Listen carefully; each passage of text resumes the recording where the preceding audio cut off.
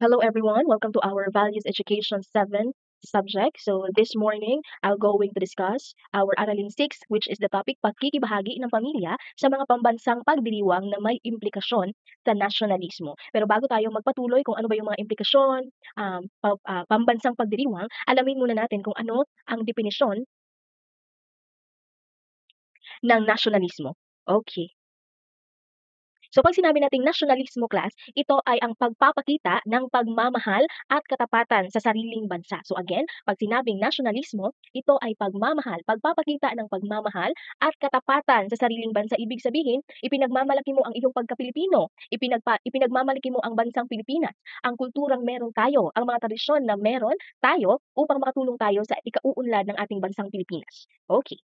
At isa sa mga halimbawa, okay, ma'am, paano ba natin maipapakita ang ating pagmamahal, no, at katapatan sa ating sariling bansa? So halimbawa na lang sa inyong mga grade 7 students, no, you are aware that we are having a convocation program every Monday. So halimbawa na lang pagpapakita ng nasyonalismo ay ang paggalang sa watawat at pag-awit ng lupang hinirang. So dili ingon hana, nag-awit-awit na kadira ibig sabihin ayan o paggalang sa watawat at pag-awit sa lupang hinirang. So ibig sabihin isinasa puso mo talaga dili ingon nga nagkanta na sa lupang hinirang ka nagyaw-yaw pud kadyag imuha. Nagkanta ka nagbag-id-bag-id pud kadyag imuha na mga extra movement. So dili ingon ana ang paggalang. So yan ay isa sa pagpapakita ng nasyonalismo. At isa pa ay ang paggamit ng wikang Filipino. So yan ay ang pagpapakita ng nasyonalismo, pagmamahal sa bayan. Okay? At pagmamahal sa produktong Pilipino. So instead of buying something na made sa Korea, sa China, so why not na magbili ng mga lokal na produkto, no, sa Pilipinas. So yan, isa sa mga pagpapakita ng nasyonalismo. At syempre, pag-alam at paggalang sa kultura at tradisyon ng Pilipinas. So kayo ba, grade 7, inaalam nyo ba ang kultura at tradisyon natin bilang Pilipino? Or basin og kanang mas daghan pa mo og nabalaan, no? No, daghan pa mo og nabalaan sa laing nasod kontra sa ato ang bansang Pilipinas. Oh, agree or not agree? Okay. Next one. Eto naman ay ang pambansang pagdiriwang. Okay, pakikibahagi ng pamilya at nasyonalismo. So kanina sa ating paksa, ang ibig lang sabihin nun na kapag ang isang pamilya ay nakikibahagi sa pambansang pagdiriwang, no, halimbawa dito sa ating Pilipinas, sa ating bansang Pilipinas, mga pagdiriwang ng pambansang pagdiriwang, yun ay pagpapakita no, ng nasyonalismo bilang pamilya. Okay. Ang pambansang pagdiriwang ay mahalagang sandali upang palakasin ang diwa ng nasyonalismo. Okay, ang papel ng pamilya ay pangunahing aspeto sa matagumpay na paggunita ng mga makasisayang araw. Okay. Isa sa mga kahalagahan ng pamilya, no, ng pakikibahagi ng pamilya sa pambansang pagdiriwang, ito daw ay nagsisilbing pundasyon. Okay? Mahalaga na ang pamilya ay nakikibahagi sa mga pambansang pagdiriwang upang maipasa daw sa mga anak ang pagmamahal sa bayan, no, sa susunod na henerasyon. Pero ma'am, unsa ni ang mga pambansang pagdiriwang? Okay, I will give you um, what do you call that? Example kung haman ninyo na makita ng mga pambansang pagdiriwang. Okay, take a look on your calendar. Okay, di ba sa mga kalendaryo is meron tayo mga holidays dyan. Okay, mga holidays. So, pwede na magtanong sa inyong mga magulang kung unsay kani siya unsa man ni siya diri unsa ni siyang holiday, pambansang pagdiriwang ani nga time. So kana siya class. Isa na siya dili ingon nga hindi yan pag sinabing pambansang pagdiriwang, ang tibuok Pilipinas gyud ang mag-celebrate ha, dili ingon nga taagom lang. Okay? Mga holidays nga katibuk-an ang Pilipinas yun, ang tibuok Pilipinas yun ang mag-celebrate. So that is pambansang pagdiriwang. So take a look on your calendar and then mangutana kay mama, unsa ni nga holiday ma? Oh, naman po na diha ka na sa pinaka-last I think sa calendar or pinakaubos na ni mga holidays dira na mga date and then unsa nga mga pambansang pagdiriwang ang gina-celebrate ana nga day. So mauna sila class. Okay, again, doon sa ating huling talakayan, sabi doon, 'di ba, ang pananalangin bilang pamilya ay naipapasa ang pananampalataya. Pero ngayon, dito sa ating Aralin 6 na ang pagkikibahagi sa pambansang pagdiriwang ay ano ang naipapasa? Ang pagmamahal sa bayan. Kasi nga po, naipapasa sa inyo, no, ang unsa man, mga knowledge, mga kaalaman kung ano ba yung mga isine-celebrate, no, ng Pilipinas. Okay.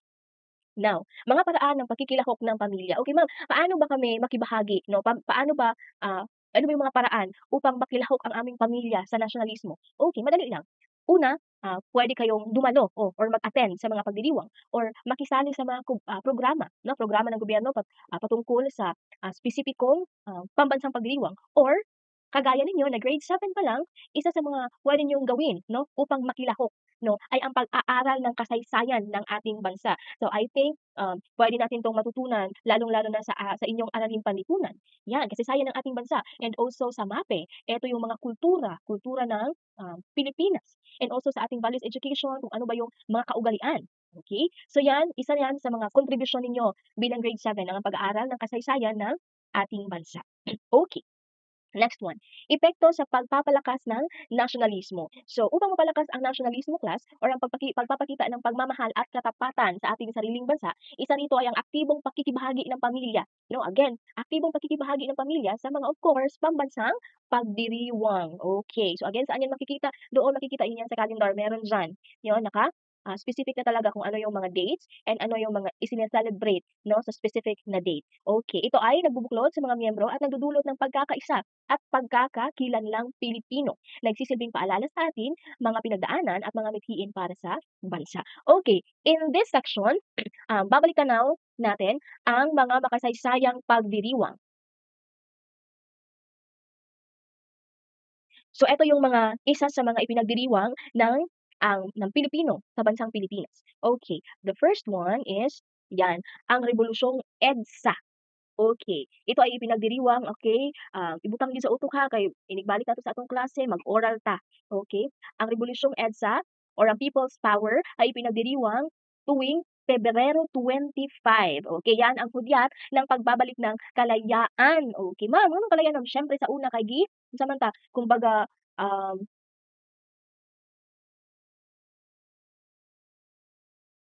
okay, noon kasi class is decolonized ta. So, yan ang pagbabalik ng kalayaan ng Pilipinas, Pebrero 25 at libo-libong Pilipino ang nagtungo sa EDSA noong Pebrero 22, 1986. At yang People's Power na sinasabi ay ginanap yan sa harap ng Camp Aguinaldo at Camp Crame. Okay, tinatawag itong People's Power Revolution o Rebolusyong Lakas Sambayanan. Ma'am, what do you mean by EDSA? Okay, paminaw. Epifanio de los Santos Avenue. Okay, EDSA, Epifanio de los Santos Avenue. Okay, next one. Kaya yan nag-alsa 'no, people's power. Kaya siyempre gusto na nila ng kalayaan. Kaya meron na tayong kalayaan ngayon thanks to them. Okay? Next one, araw ng kagitingan, no? Pagkakaisa laban sa mananakop. Okay, ang krus sa tuktok ng Mundok Samat sa Bataan. Nagpapagunita hinggil sa mga matatapang na sundalong Pilipino na lumaban sa mga Hapones. Okay? So grabe no, grabe ka mga brave no ang atong mga sundalong Pilipino dahil ipinaglaban nila tayo no laban sa mga Hapones. Okay, dambana ng kagitingan again, dambana ng kagitingan ang tawag sa bantayog na ito. At iginugunita ang araw ng kagitingan or isina-celebrate ang araw ng kagitingan tuwing Abril 9 or April 9. Okay, next one. Araw ng manggagawa. Ipinagdiriwang ang araw ng manggagawa tuwing Mayo 1 or May 1 ang araw ng manggagawa or yung Labor Day. Yan, isa yan. Makikita niyo yan sa calendar. Okay, May 1, Labor Day, holiday. So, ito ay isina-celebrate, no? The purpose of it is to celebrate our manggagawa, our workers, no? Pagpapasalamat, no, sa kanilang tulong, sa kanilang ibinigay sa atin, no, na serbisyo. So, yan, araw ng manggagawa. Next one as Araw ng Kalayaan. So, ang Araw ng Kalayaan ay isina-celebrate tuwing Hunyo 12, no? Bawat taon ginugunita at ipinagdiriwang ng mga Pilipino ang Araw ng Kalayaan mula sa Espanya. So, isa sa mga ginagawa nila dito ay ang pag-aali ng bulaklak sa Bantayan Rizal.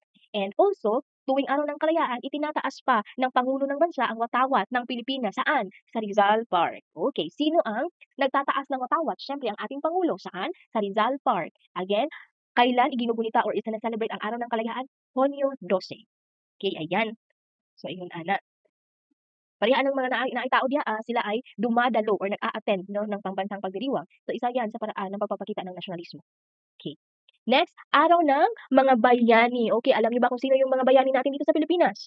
Basig lahi inyo mga bini gid inyo ha ba? Basig moingon ha ang mga bayani kay si Bini Maloy, si Kuan, hala. Agoy mo na ni ron. Mo na mag-study gid in town kinsa ng mga bayani. Bantay ha, inigbalik na to sa klase mangutana ko kinsa inyong hang? Kinsa inyong hang? Okay, pagbalik nato sa school ha, mangutana ko sino yung mga nakakaila ninyo no, na bayani. And then ano yung naging kontribusyon niya, ano yung ginawa niya, kung bakit siya naging bayani. Ayan, pinagdiriwang ang Araw ng mga Bayani tuwing Agosto 26, taon-taon yan, August 26. Nag-aalay ang mga Pilipino ng mga bulaklak, palatuntunan, no? Pinapahalagahan ito na araw dahil sa mga nagawa ng mga bayani para sa kalayaan at kapakanan ng bansa. Okay. So ayan, Sharog wa mo kaila ang nakauna? Kana sila. Okay, you take a look on our mga bayani ha, dahil isa yan sa aking itatanong sa inyo. Okay. Next one, araw ng mga nagkakaisang bansa. Okay, ang araw ng mga nagkakaisang bansa ay isine-celebrate tuwing October 24. Okay, pinapakita ng pagdiriwang na ito ang pakikipagkaibigan natin sa iba't ibang bansa sa buong mundo. Okay, pagkakabuklod-buklod ang simbolo nito. Okay, whether you're Filipino or not, Chinese or not, all different countries. So, yan ay October 24, nagkakaisang bansa. Yan ang ipinagdiriwang, October 24. Okay. Yan, maligayang araw ng mga nagkakaisang bansa. Okay, for the conclusion, ang pambansang pagdiriwang ay mahalagang instrumento sa paghubog ng nasyonalismo sa puso ng bawat Pilipino sa pamamagitan ng partisipasyon ng pamilya na ipapasa ang kasaysayan at mga pagpapahalaga mula henerasyon sa henerasyon. Ang mga pagdiriwang ay hindi lamang pagtanda, kundi patunay ng pagkakaisa at pagmamahal sa bayan. Okay, again, kapag nakikilahok ang pamilya sa pakikibahagi ng pambansang pagdiriwang, ito ay patunay ng pagkakaisa at pagmamahal sa bayan. Okay? This all for this will all for the discussion of the Aralin 6, and hope na inyong haning tan-awon kay we'll have the oral recitation siguro Monday kung natay face-to-face classes. And also, I will give you a homework no pagkatapos nito. Okay? I hope that okay lang mo diha sa inyong mga balay. Stay safe. Amping everyone.